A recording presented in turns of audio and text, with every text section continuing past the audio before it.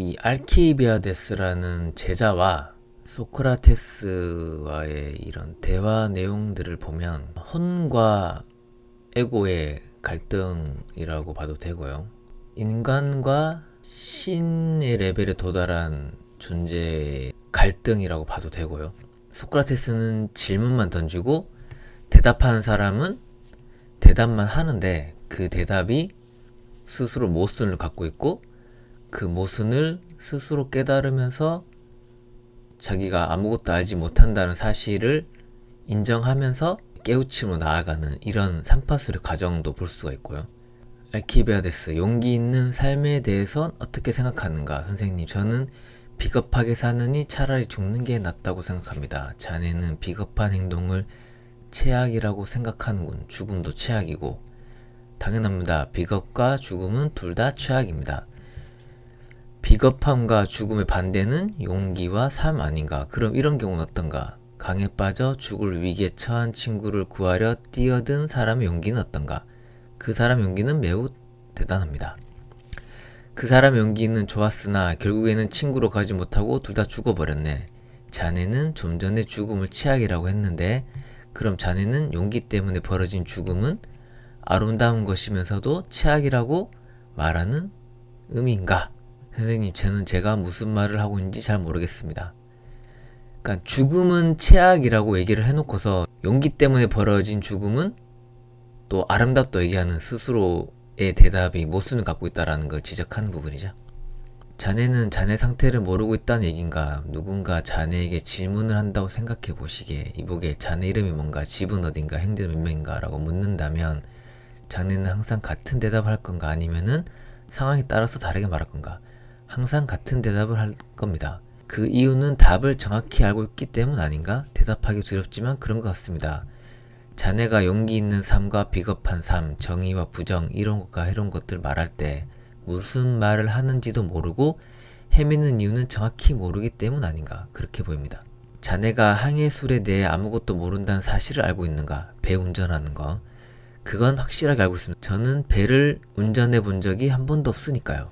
자네는 항해를 할 때 선장에게 맡기는가 아니면 자신이 배워서 하는가? 당연히 선장에 맡겨야죠. 이유는 제가 배를 조종했다가는 모두 죽지 않기만을 기도해야 할 것 같으니까요. 자네는 모르는 분야에 대해서는 자신이 모른다는 걸 알기 때문에 방황하지 않겠지.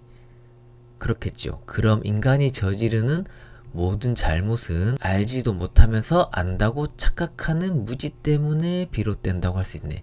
여기서 모든 성인들 중에 가장 탑에 있는 네 분 중에 한 명이 가장 강조하고 있는 부분, 이 세상에서 모든 문제점이 어디서 발생하는가라는 질문을 던졌을 때 딱 한 단어로 얘기할 수 있는 내용이 바로 여기서 나옵니다. 바로 이 무지. 갑자기 그런 말씀을 제게 하는 이유가 뭔가요? 올바르게 알고 있는 자는 잘못을 저지르지 않고 잘 모르는 분야를 전문가에게 맡기는 사람들도 잘못을 저지르지 않을 것세. 그러면 남는 부류는 하나인데 아무것도 모르면서 안다고 착각하는 사람 아니겠나? 그러니까 영리한 친구여, 인간의 무지가 모든 최악의 원인 아니겠나?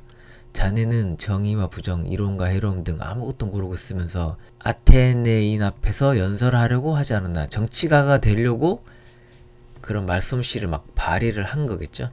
자네뿐만 아니라 정치에 달려드는 대다수가 이런 꼴이라네. 소수를 제외하고 말이야.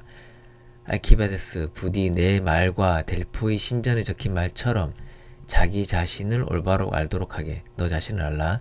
자신을 알지 못하면 어떤 일을 해도 망칠 거야. 자네 적은 다른 나라의 왕이 아니고 바로 자네 자신일 것세.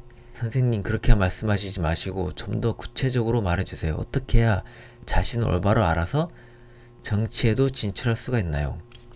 어찌됐든 간에 이 알키비아데스는 수단과 방법을 가리지 않고 자신이 무지하든 똑똑하든 정치에 진출하고 싶어하는 이 야망이 있었던 거죠.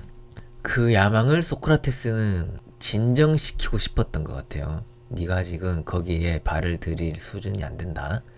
그건 나 포함해서 모든 사람의 숙제일세. 한 가지만 빼고는 내가 자네보다 나을 게 없어서 마땅히 도와줄 수 없을지도 모른다네. 그게 뭔가요? 내 후견인은 자네 후견인인 페리클레스와는 비교할 수 없을 정도로 지혜로우시다네.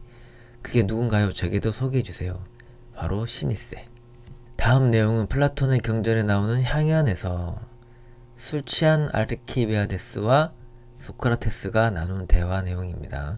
비극 작가 아가톤의 우승을 축하하는 연회가 열린 날이었습니다. 알키비아데스는 만취한 상태로 뒤늦게 연회에 참석합니다. 아이고, 이게 누구십니까? 소크라테스 아닙니까? 아가톤, 날 좀 도와주게. 언제부턴가 알키비아데스의 사랑은 부담이 되네. 내가 잘생긴 청년에게 말이라도 걸면 그는 곧바로 질투하네. 욕을 하기도 하고 어떨 때는 손찌검까지 하네. 그가 폭력적으로 나오면 막아주게나. 선생님과 제 사이에는 평화란 존재할 수가 없어요. 여러분들 괜찮다면 여기 계신 소크라테스 선생님에 대해 제가 한 말씀 올리지요. 대체 무슨 말을 하려는 건가? 나를 놀리려는 건가? 선생님 걱정되시나요? 그럼 이렇게 하시죠. 제가 혹여나 거짓말을 한다면 제 말을 즉시 중단시키세요. 저는 진실만을 말하겠습니다. 그럼 괜찮겠죠? 진실이라면 상관이 없네. 여러분, 난 아직까지도 집요하게 따라다니는 선생님의 철학을 말하려고 하네. 난 선생님의 말씀을 들을 때마다 심장은 종교를 접했을 때보다 빨리 뛰고 눈에서는 눈물이 흘러내린다네. 어떤 훌륭한 연설을 들었을 때도 이런 적은 없었다네. 내 삶은 사실은 노예보다는 그다지 나아 보이지 않기 때문에 내 영혼은 혼란의 바다에 빠져 허우적거린다네. 여기 계신 소크라테스가 나를 이렇게 만들었지. 이런 상태로는 더 이상 살아갈 수가 없을 것 같네. 전 선생님의 말씀을 들을 때마다 수치심을 느낍니다. 선생님 말씀대로 살아야 한다라는 거는 머리로는 이해를 해도 선생님이 안 보일 때면 대중들의 달콤함에 지고 말지요.